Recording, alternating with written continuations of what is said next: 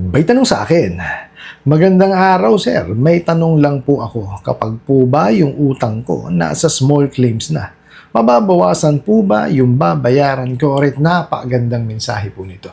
Pero bago ho natin sasagutin, imbitahan ko ho muna sana kayo na pakisuportahan po sana ang aking mga social media accounts sa YouTube, Facebook, and TikTok. Sa video po natin ngayon, alamin natin kung meron po bang chance or may probability na mapababa po yung utang natin pagka po yan inaisampa na sa small claims court. Pero bago ho yan, disclaimer po muna, hindi po ako abogado. Ako po'y maniningil. Lahat po ng sinasabi natin sa ating mga video is based on my experience at syempre po sa ating pong pagsasaliksik at pagtatanong sa mga kaibigan po nating abogado. At isa pa po, hindi ko po kinukonsinti ang hindi pagbabayad ng utang dahil ang utang ay responsibilidad at obligasyon na dapat po nating bayaran. Ang hindi po ako pabor ay dun sa maling pamamaraan pa utang at maling pamamaraan ng paniningil. Sagutin po natin yung pinadala nyo pong mensahe. So, ang tanong nyo nga po is, kapag po ba yung utang ko ay nasa small claims na, mababawasan po ba yung babayaran ko? Well, depende ho yan, no? Sa pag-assess po ni judge, no? Depende dun sa ebidensya na isasubmit po nung naghabla at ebidensya po nung hinabla. No, pero bago ho natin sasagutin, no, alamin po muna natin, no, kung may karapatan po ba, no, yung OLA po ninyo na kayo ay hiyabla. Kasi ho, hindi ho lahat ng OLA may karapatan pong maghabla. Bakit ko ho nasabi yan? Kasi po, di ba mayroong mga bugok at abusadong online lending apps na illegal. Okay? Yung pong mga illegal na yon, wala hong karapatan maghabla yun kasi hindi ho sila juridical entity. Okay? Paano ho natin malalaman yan? Okay. Isa lamang po ang check natin. Ito po'y sa OLA, ha? Okay. Pagka po yan nakalagay sa recorded online lending platform, legitimate po yan. Ibig sabihin, yan po ay juridical entity. Meaning, binibigyan po ng karapatan yan or kumbaga, rinire-recognize no, ng ating batas na yan ay kumbaga, mag-exercise no separately no ng tao. Po pwede yang mag-ari ng properties, pumasok sa kontrata at saka po maghabla. So yun po yung sinasabing juridical entity. So checkin nyo po no sa recorded online lending platform kung nandun po yung pangalan nung OLA ninyo, legitimate po yan. Okay? Kung wala, illegitimate yan. Wala hong kakayanan magdemanda yan. Nananakot lamang po yan. Uulitin ko po, kaya ko po sinasabi na checkin nyo muna dun sa recorded online lending platform kasi po, requirement po, no, na kailangan yan ay incorporated at mayroon secondary para po yan mapasama sa recorded online lending platform. So, parang pumapadali ang buhay po natin para ma-check kung yung OLA na yan ay legitimate o hindi, sa recorded online lending platform po tayo tumingin. Ito po'y sa OLA lamang, ha? Okay? Ngayon, puntahan po natin yung inyong katanungan. So, ito po kasing small claims case na to, no? Pinaigsi po yan. In one day po yan, magkakaroon ng desisyon. At wala pong abogado dyan. Okay? Sa simula po niyan, no, hindi mo na pakikialaman ni judge yan. Okay? Bibigyan ho ng pagkakataon yung pong naghabla at hinabla na mag-usap. Okay? Kumbaga magkakaroon muna sila ng diskusyon kung paano nila aayusin yung sigalot dun sa utang. Let's say for example po, yung hinabla ng hingi ng let's say discount. Okay? Discountan mo naman ako, babayaran ko to, ganito, ganyan. Kung pumayag yung nanghabla, o tapos na po yun. Didesisyonan niya ni judge yun. Okay? Yun yung sinasabi kong iba-iba po ng senaryo. Ngayon, let's say for example, nagkaroon sila ng diskusyon. Wala pong napagkatapusan. Okay? Doon po papasok si judge. Okay? Si judge po, re-revisahin yung mga ebidensyang inilatag po nung naghabla at pati po yung ebidensya na ilalatag po or inilatag nung hinabla. So, yun doon po siya magde-decide kung ano po yung magiging resolution doon. Ngayon, let's say sinabi po ni judge na masyadong mataas ang interest mo. Sabi dito sa sa binigay na ebidensya nung hinabla, hinaharas mo daw siya. Di po ba? So, doon pa lamang po magkakaroon na ng idea si judge na, oy, ganito pala magpautang to.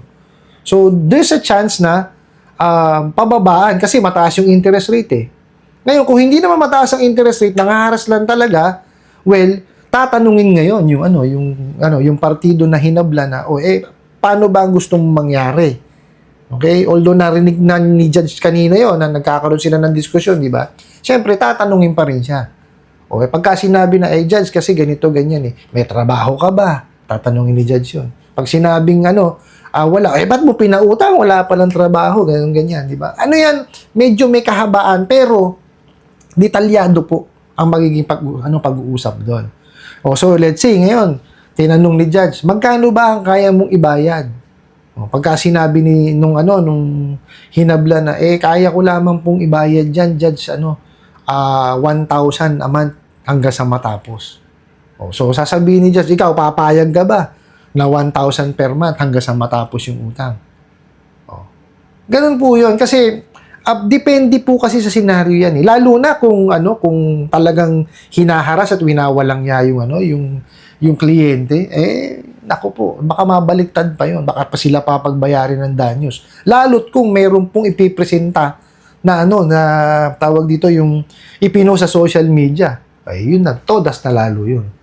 Di po ba? Kaya nga ako sinasabi ko sa inyo, kagaya ng sinabi ko kanina, alamin po muna natin kung yan bang nag-message sa inyo na maghahabla daw, okay, legitimate or not. Kasi kung hindi siya legitimate, wala siyang karapatan. Hindi siya kinukonsidera ng batas na legitimate. Okay? Ngayon, kung yan, yung legitimate nga, there's a probability ngayon talaga na masampahan ng kasong small claims. Ngayon, ibigay nyo po lahat ng proof ninyo kung meron kayo. Okay? Kung meron talagang mga bagay na ginawa sa inyo, kagaya nung panghaharas, ipresenta nyo po. Kasi, si judge doon naman po magbabase yan. Hindi naman magbabase si judge kung ano lang yung narinig yan. Hindi po. Lagi pong nagbabase si judge sa physical evidence. Kung meron kayong maipipresent na ebidensya, doon po siya magbabase. Hindi hearsay lang po si judge. Katagal po nag-aral ng law niyan. Okay, nakapasa po ng baryan, tapos yan, nakapag-practice pa ng ganyan. Naku, talagang, iba ho ang judge, no? Matitinik po yan. No, hindi po pwede dramahan dyan. Kung ano po yung maipipresentan, yung ebidensya, dun po siya magbabase. Ngayon, kung makikita po dun sa ebidensya na sobrang laki po, nung interest rate na ibinigay po sa inyo, there's a probability po na mapababa po yung inyong utang, yung pababayaran sa inyo. Isa pang senaryo yun. Kasi pagka yan unconscionable, masyado na mataas, hindi ho pinapayagan ng batas natin yan eh. Okay? Lalo na, meron ho tayong ceiling on interest rate. Pagka nakita po ni judge yun na lumagpas sa ceiling on interest rate, kasi as of the recording po natin, sa ceiling on interest rate, 15% lamang po yung kabuuan na interest rate na po pwedeng ikarga. Sa mga 10,000 pababa na utang na hindi po lalagpas sa 4 months. Okay? So, pagka po yung nahiram po ninyo is within 10,000, hanggang doon lamang po, 15% per month kabuuan at additional 5% penalty lamang po pag lumagpas sa isang buwan. So, yun lamang po. Pagka nakita ni judge na gano'n, di pabor po sa inyo yun. Babawasan po ni judge yun. Ngayon, kung yung nahiram po ninyo is more than 10,000, kasi wala tayong ceiling doon, pero unconscionable talaga, sobrang taas talaga, babawasan pa rin po ni judge yun. At, syempre, kung hindi nyo naman kayang bayaran ng buo yun, tatanungin pa rin kayo din judge, kagaya nung sinabi ko sa inyo kanina na, gaano katagal mo ba po pwedeng bayaran o magkano ba kaya mong bayaran sa loob na isang buwan. Kasi ito lamang po yan eh. Hindi naman kayo po pwedeng pilitin ni judge na bayaran nyo ng buo kagad yun. Paano pat nag-usap-usap, di po ba? Kaya nga ho, di ba sabi ko sa inyo kanina, si judge po nagbabase po yan sa ebidensya. Hindi ho nagbabase yan sa hearsay lamang po. Kaya tatandaan nyo po, kung ganyan na may nagme-message sa inyo na may sasampang kaso alamin po muna natin kung meron talaga silang kakayanan maghabla. Kasi kung yan, illegal, wala. Okay? Kung yan, legitimate, sige, walang problema. Pumayag ho kayo. Atenan nyo po. No, kasi definitely ho yan, mapag-uusapan nyo ho yan. At sigurado naman po yung magiging desisyon is fair sa parehas na partido. Ano po? I hope nasagot ko po itong katanungan na to at sana po'y makatulong. Maraming salamat po sa inyong walang sawang pagsuporta at panonood sa aking mga video. Maraming salamat po sa inyong pag-like, pag-share, pag-comment at pagtatanong. And kunin ko na rin po itong opportunity na to na imbitahan po sana kayo. Na pakisuportahan po sana ang aking mga social media accounts sa YouTube, Facebook, and TikTok. Hanggang sa muli po. Yun lang.